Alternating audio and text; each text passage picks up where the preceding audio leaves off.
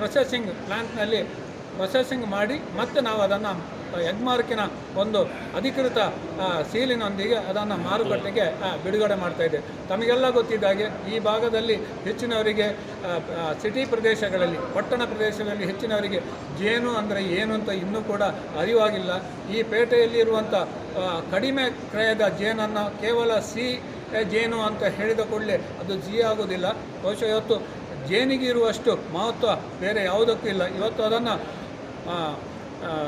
ಮಕ್ಕಳಿಗೆ ಕೊಡುವಂಥದ್ದು ಮತ್ತು ಇವತ್ತು ರೋಗ ರುಜಿನಗಳಿಗೆ ಬಹುಶಃ ಅದು ಮೆಡಿಕೇಟೆಡ್ ಆಗಿ ಔಷಧೀಯ ಗುಣಗಳಿರುವಂಥ ಆ ಜೇನನ್ನು ನಾವು ನಮ್ಮ ಸಂಸ್ಥೆಯಲ್ಲಿ ಅದು ಸಿಗ್ತಾ ಇದೆ. ಇವತ್ತು ಅದನ್ನು ಕಾಸ್ಮೆಟಿಕ್ ಆಗಿ ಕೂಡ ಉಪಯೋಗ ಮಾಡಿದರೆ ಇವತ್ತು ಸೌಂದರ್ಯ ವರ್ಧಕಗಳು ಬಹುಶಃ ಮುಖಗಳಿಗೆ ಹಾಕಿದಾಗ ಅದನ್ನು ನಮ್ಮ ಚರ್ಮ ಕೂಡ ಸುಕ್ಕುಗೊಟ್ಟುವಂತೂ ಕೂಡ ಕಡಿಮೆ ಇರ್ತದೆ. ಹಾಗಾಗಿ ಜೇನಿಗೆ ಒಳ್ಳೆಯ ಒಂದು ಔಷಧೀಯ ಗುಣವನ್ನು ಅದು ಹೊಂದಿರ್ತದೆ. ಬಹುಶಃ ಇವತ್ತು ನಮಗೆಲ್ಲ ಗೊತ್ತಿದ್ದ ಹಾಗೆ ನಾವು ಮುಂದೆ ಹಳೆಯ ಕಾಲದಲ್ಲಿ ಜೇನು ಮತ್ತು ಕರಿಮೆಣಸು, ಕಾಳು ಮೆಣಸನ್ನು ಸೇವಿಸಿದರೆ ಕೆಮ್ಮು, ಶೀತ, ಕಫಗಳು ಕೂಡ ಕಡಿಮೆ ಆಗ್ತದೆ. ಇವತ್ತು ಕೂಡ ಹಳ್ಳಿಗಳಲ್ಲಿ ಅದನ್ನು ನಮ್ಮ ಹಿರಿಯರು ಅದನ್ನು ಕಾಲು ಊತಕ್ಕೆ ಕೂಡ ಇಂತಹ ಒಂದು ಈ ಜೇನು ಭಾರಿ ಉಪಯುಕ್ತವಾಗಿದೆ.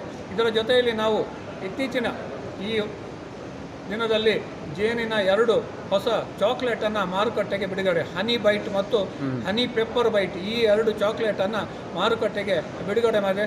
ಪ್ಯೂರ್ ಹನಿಯಿಂದ ಮತ್ತು ಅದಕ್ಕೆ ಕಾಂಪೌಂಡ್ ಆಗಿ ಕೋಕೋ, ನಮ್ಮ ಊರಿನಲ್ಲಿ ಕೋಕೋ ಬೆಳೆ ಇದೆ.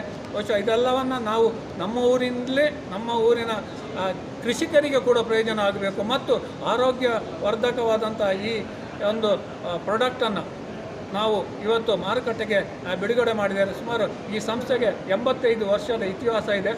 ಇಲ್ಲಿ ಈ ಸಂಸ್ಥೆಯ ಒಟ್ಟಿಗೆ ಸುಮಾರು 4 ಕಡೆ ಸಣ್ಣ ಸ್ವಂತ ಬಲದಿಂದ ಸ್ವಂತ ಕಟ್ಟಡಗಳಿವೆ. ಸುಮಾರು 6 ರಿಂದ 8 ಕೋಟಿಯ ಸ್ವಂತ ಕಟ್ಟಡಗಳು ಕೂಡ ಆ ಸಂಸ್ಥೆಗಿದೆ. ಹಾಗಾಗಿ ತಾವೆಲ್ಲ ಈ ಭಾಗದ ಜನ ಕೋಲಾರದಲ್ಲಿ ಏನು ಕೃಷಿ ಮಾಡುವಂಥವರಿದ್ದರೆ ತಮ್ಮನ್ನು ಸಂಪರ್ಕಿಸಿ ಮತ್ತು ಇದಕ್ಕೆ ಸರಿಯಾದಂಥ ಮಾಹಿತಿ ಮತ್ತು ಮಾರ್ಗದರ್ಶನ ಇಲ್ಲದಿದ್ದರೆ ಜೇನು ಕೃಷಿ ಮಾಡಲಿಕ್ಕೆ ಸಾಧ್ಯ ಇಲ್ಲ. ಅದು ಪೆಟ್ಟಿಗೆ ತಂದು ಇಟ್ಟ ಕೂಡಲೇ ಜೇನು ಬರೋದಿಲ್ಲ. ಬಹುಶಃ ನಾವು ಅದಕ್ಕೆ ಸರಿಯಾದ ಮಾಹಿತಿಯನ್ನು ಬಹುಶಃ ಈ ಭಾಗದಲ್ಲಿ ತೋಟಗಾರಿಕಾ ಇಲಾಖೆ, ಸರ್ಕಾರದ ಮಟ್ಟದಲ್ಲಿ ತೋಟಗಾರಿಕಾ ಇಲಾಖೆ ಇದೆ. ತೋಟಗಾರಿಕಾ ಇಲಾಖೆಯಲ್ಲಿ ಒಂದಷ್ಟು ಸಬ್ಸಿಡಿ ಕೂಡ ಅದಕ್ಕೆ ಸಿಗ್ತಾ ಇದೆ ಜೇನು ಪೆಟ್ಟಿಗೆಗೆ. ಇವತ್ತು ಸಬ್ಸಿಡಿಯನ್ನು ಪಡ್ಕೊಂಡು ನಿಮಗೆ ನಿಮ್ಮ ತೋಟಗಾರಿಕಾ ಇಲಾಖೆಯಲ್ಲಿ ಕೂಡ ಅದನ್ನು ಮಾಡ್ಬೋದು. ಅದು ಬಿಟ್ಟರೆ ನಾವು ಆ ಭಾಗಕ್ಕೆ ಬಂದರೆ ನಿಮಗೆ ಸರಿಯಾದ ಮಾಹಿತಿಯನ್ನು, ಒಂದು ಟ್ರೈನಿಂಗನ್ನು ಕೊಡುವಂಥದ್ದಿದ್ದರೆ ಅದು ನಾವು ಕೊಡೋದಕ್ಕೂ ಕೂಡ ನಾವು ಸದಾ ಸಿದ್ಧರಿದ್ದೇವೆ ಅಂತ ಈ ಸಂದರ್ಭದಲ್ಲಿ ಹೇಳಿ. ಟ್ರೈನಿಂಗು ಅಲ್ಲಿ ಕೊಡ್ತೀರಾ? ಇಲ್ಲಿ ಬಂದು ಕೋಲಾರ ಜಿಲ್ಲೆಗೆ